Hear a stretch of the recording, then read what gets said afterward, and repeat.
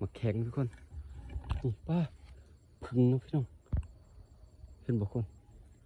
โอ้มันหมดแล้วทุกคนเบิ่งทุกคนบรรยากาศเนาะผู้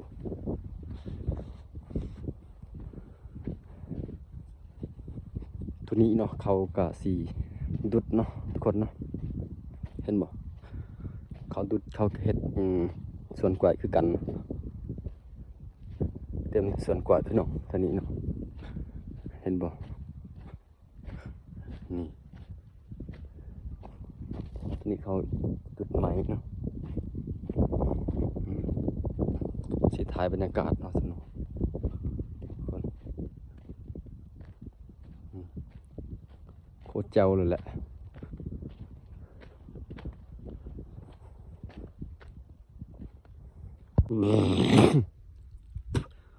นี่บรรยากาศทุกคนนี่ความรู้เนาะดินจะเป็นดินแบบนี้เนาะนี่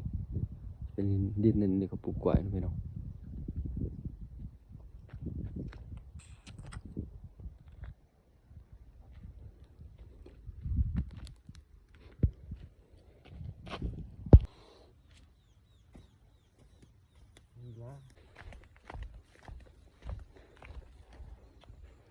โอ้ปลาซิวคนร้ายเนาะ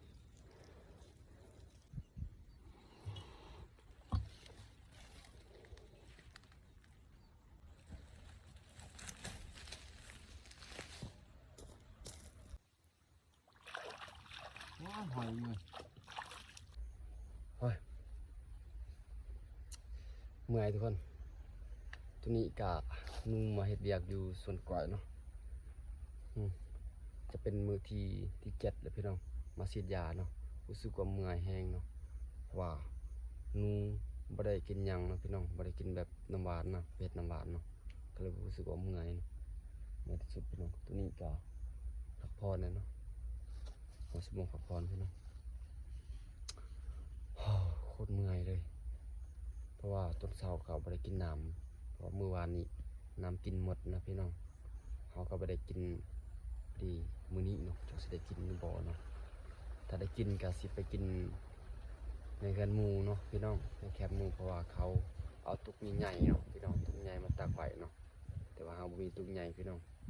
ว่าเอามาใหม่นั่นเองนะเขาก็บ่รู้จักหยังเนาะเห็นบ่พี่น้องโอ้โคตรเมื่อยเนาะฉีดยาแล้วจักบ่ใส่วันเท่าใดเนาะพี่น้อง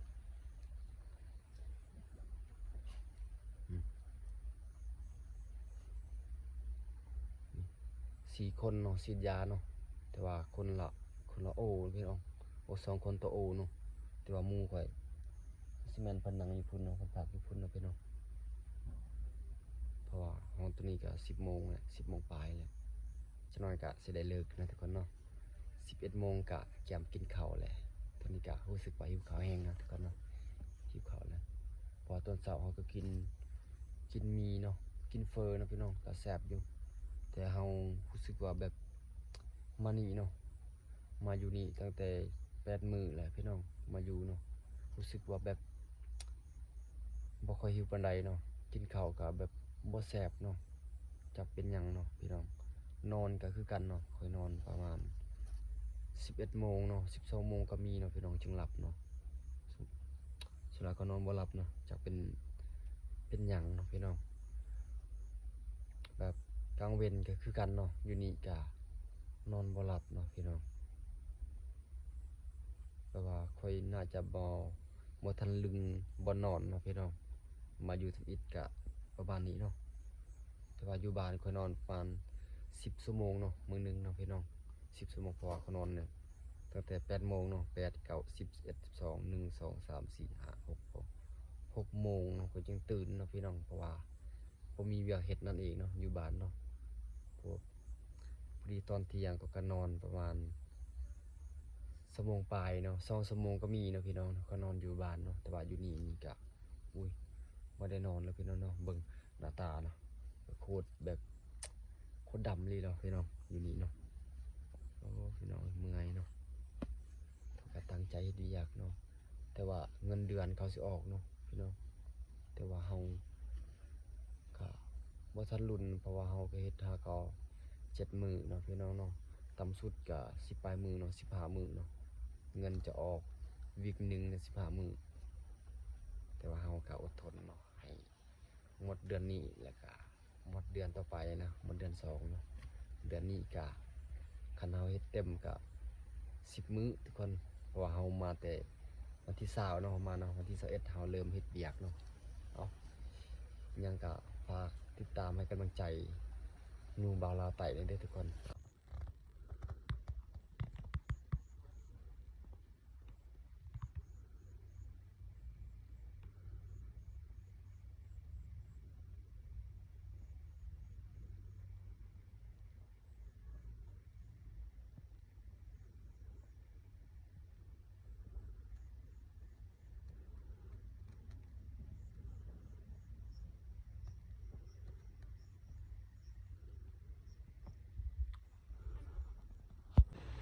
ป้า